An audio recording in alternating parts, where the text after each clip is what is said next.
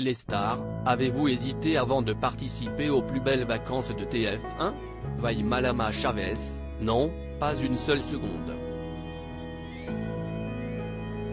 Cela aurait été dommage de ne pas sauter sur l'occasion de ces plus belles vacances. D'autant que la production a suggéré qu'on aille en Corse avec mon compagnon, ce qui ne me déplaisait pas. Était-ce votre première fois sur l'île de Beauté? J'ai eu l'occasion de m'y rendre une fois, précédemment, pour des vacances avec des copains, l'année dernière. Nous étions restés dans la région de Sagone, donc cette fois, c'était l'occasion de découvrir la Corse d'une manière différente. D'autres endroits avec d'autres expériences et ça m'a beaucoup plu. Vous êtes plutôt vacances sportives ou farniente? J'aime bien me reposer mais pas trop longtemps non plus, et en même temps, je n'aime pas quand si est trop actif. Il faut le juste dosage entre journées à ne rien faire et d'autres où on peut se lancer des challenges, comme des randonnées. Nicolas Fleury, votre compagnon, lui, est beaucoup plus porté sur les vacances sportives. Cela rend-il vos vacances ensemble plus complexes? Non, au contraire, si est intéressant parce que cela nous permet d'avoir des moments chacun à nous, sans être tout le temps l'un sur l'autre ou l'un avec l'autre. Ce qui a beaucoup chagriné Vai Malama Chavez et Nicolas Fleury dans les plus belles vacances. On apprend dans l'émission qu'avec Nicolas, vos emplois du temps sont tellement chargés que parfois vous vous voyez peu. Comment gérez-vous la distance et les absences de l'un et l'autre? On s'appelle souvent. Parfois tous les jours.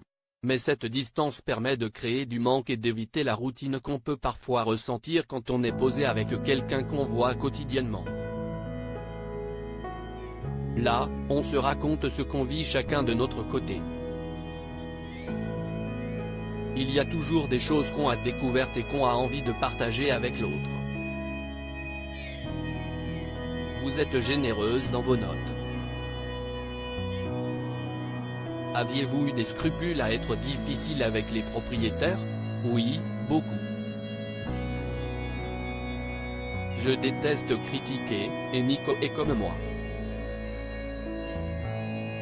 C'était vraiment compliqué pour moi de dire que ce n'était pas bien parce que ce n'est pas forcément le cas, simplement, cela nous correspond moins. Donc cela nous embêtait et chagrinait beaucoup. On n'était pas là pour descendre les gens, surtout qu'ils y ont mis tout leur cœur. Ils ne sont pas venus pour souffrir. À la fin de l'émission, avez-vous réellement séjourné dans l'hébergement qui a eu votre préférence? Non, même pas. On n'a pas pu en profiter pour une question d'organisation. On a pu visiter ces biens d'exception et rencontrer des propriétaires vraiment adorables dont on a conservé les adresses, comme ça, si on retourne en Corse, on pourra y séjourner. Vai Malama Chavez, mon meilleur souvenir de vacances? Quand j'ai fait découvrir mon chez-moi à Nicolas. Vous êtes souvent en vadrouille. Est-ce que les vacances, si est toute l'année pour vous? Je le suis si on considère que visiter d'autres endroits si est des vacances. Mais si est pour le travail. Ce ne sont pas des vacances, mais en même temps, ce n'est pas aussi compliqué que d'être dans un bureau. Vous revenez d'ailleurs d'un tournage à La Réunion. Pouvez-vous nous en parler? Si est pour une émission qui s'appelle Les Miss n'ont peur de rien, diffusée sur la première, note de la rédaction, où plusieurs Miss d'outre-mer se retrouvent pour faire la promotion de ces régions, de leur culture et de toutes les activités qu'on peut y trouver. J'ai été conquise par La Réunion qu'on appelle également l'île intense. Elle est aussi plurielle que le nombre d'ethnies qui la composent et qui vivent en totale harmonie.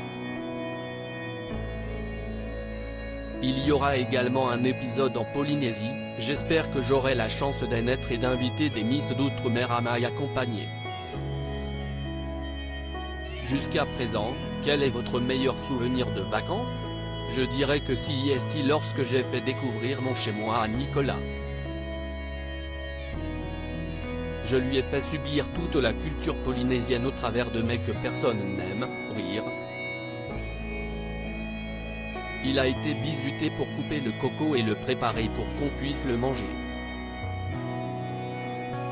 On est également parti nous promener à la montagne, en vélo, là, CIST lui qui m'a amené, c'était vraiment cool.